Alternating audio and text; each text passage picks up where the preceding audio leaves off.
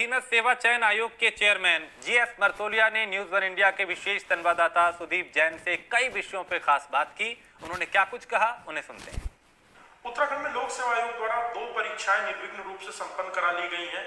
अब यूकेएसएससी में भी अगली परीक्षाओं की तैयारी चल रही है। यूकेएसएससी के चेयरमैन मरतोलिया सर हमारे साथ हैं, इनसे बातचीत करेंगे। सर, कल आप लोगों ने दरोगा रेंडम परीक्षा को लेकर जो विवाद था उसको खत्म करते हुए परिणाम जारी कर दिया है। हालांकि आप लोगों ने 7 दिन का समय भी दिया है कि किसी को कोई आपत्ति हो तो दर्ज करा सकता है। अब इसमें आगे किस प्रकार से यूकेएसएससी आगे बढ़ रहा है? युवा बड़ी उम्मीदों से यूकेएसएससी की ओर देख रहे हैं। सब इंस्पेक्टर रैंकर का हमने कल भेज दिया है और सप्ताह भर के अंदर तक उनका रिजल्ट फाइनल हो जाएगा। उसके बाद हम बाकी एग्जाम को भी आगे बढ़ा रहे हैं।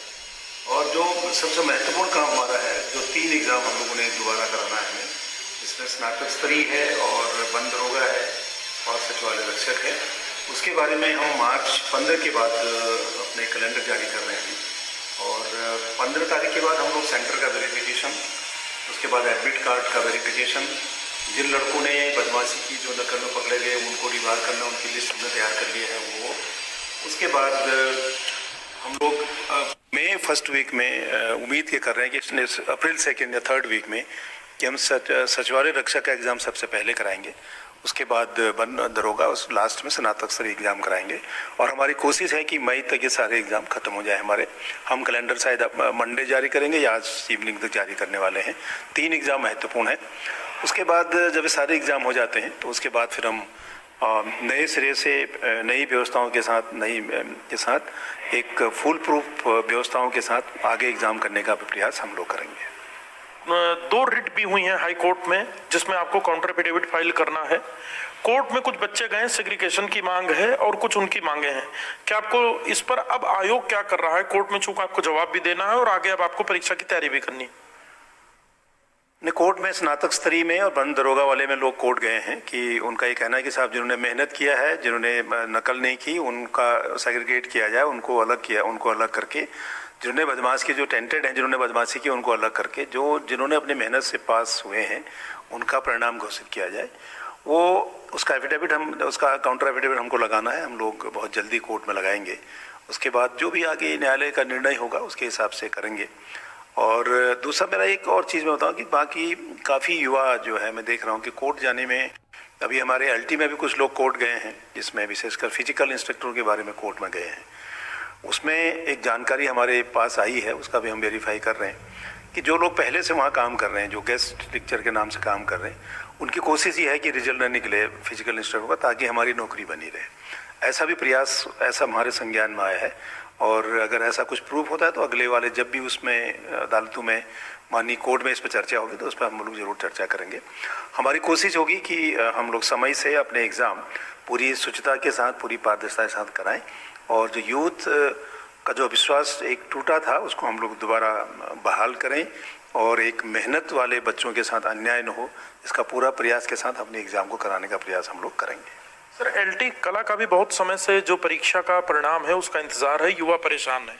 आखिर इस पर भी क्या आप लोग कुछ निर्णय कर रहे हैं? क्या इस पर भी कुछ डिस्कशन चल रहा है?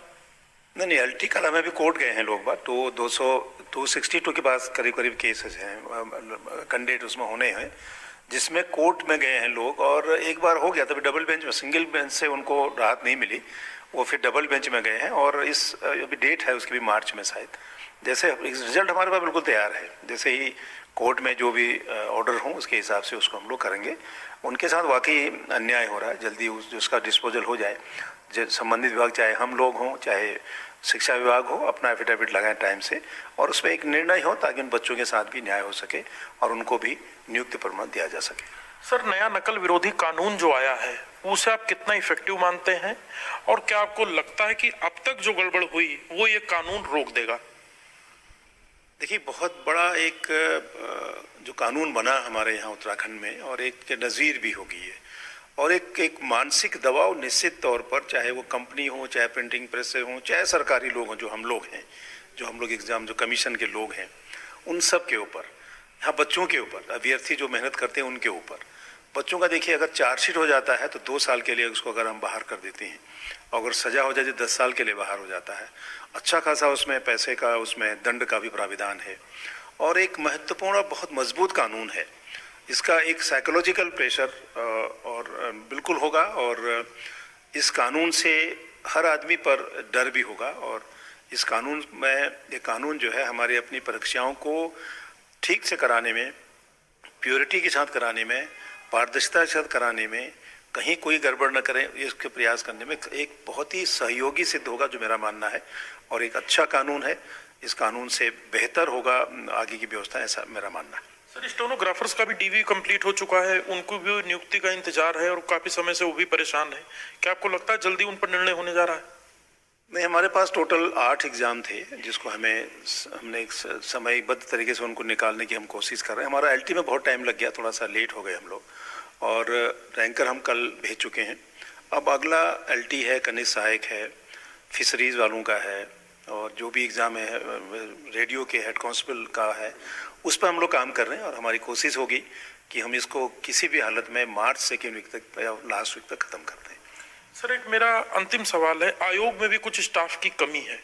दूसरा, क्या आपको लगता है आने वाले समय में जिस प्रकार से लोक सेवा आयोग में जो 2 पेपर लीक हुए, उसके बाद उन्होंने व्यवस्था को बदला, 2 बड़ी परीक्षाएं संपन्न हुई, यूकेएसएससी भी अपनी स्ट्रेटजी को बदलेगा, विशेषकर सिलेबस को लेकर, परीक्षाओं को लेकर, स्टाफ को लेकर और उन टेक्निकल चीजों को लेकर जो अभी तक जिस वजह से भ्रष्टाचार होता था, जिस वजह से मिलीभगत होती थी, वो दूर हो सकेगी? देखिए, ऐसा है कि कर्मचारी कम है, ये बिल्कुल मानता हूँ मैं, और कर्मचारी का पर्याप्त होना उतना जरूरी नहीं है जितना कर्मचारियों का ईमानदार होना। यूपीए पब्लिक सर्विस कमीशन के पेपर की बात अगर करें तो वहाँ सब अंदर के लोगों ने बदमाशी की, और हमारे यहाँ अंदर के लोगों ने बदमाशी नहीं की, लेकिन जो हमारे साथ जुड़े हुए संस्थाएं थे उनने बदमाशी की। इसलिए बहुत महत्वपूर्ण है कि हम जो अपने साथ रखें, चाहे वो बाहर आउटसोर्स करें या हमारा कर्मचारी हो, वो इतनी ईमानदारी, पारदर्शिता के साथ काम करें, तभी ये संभव होगा कि एग्ज़ाम ठीक से हो जाए। एक भी व्यवस्था, एक भी गड़बड़ कर दिया किसी तरह पर तो दिक्कतें होंगी। बिल्कुल हमारी कोशिश है कि बिल्कुल पारदर्शिता के साथ एग्ज़ाम हो, और जो बच्चे जितना मेहनत करें उसके हिसाब से उसको फल मिले। और पूरी मेहनत करने के बाद 4 आदमी बदमाशी करते हैं, ऐसा न हो, और उससे उनका पूरे साल भर की मेहनत बेकार हो, ऐसा न हो। इसके लिए पूरे प्रयास, चाहे टेक्नोलॉजी को लेकर के हों, चाहे हम लोग अपनी व्यवस्थाओं को देकर के या अपनी स्ट्रेटेजी के हिसाब से, एक फुल प्रूफ व्यवस्था की तरफ हम बढ़ रहे हैं, और हम बहुत फुल प्रूफ तरीके से एग्जाम को कराएंगे।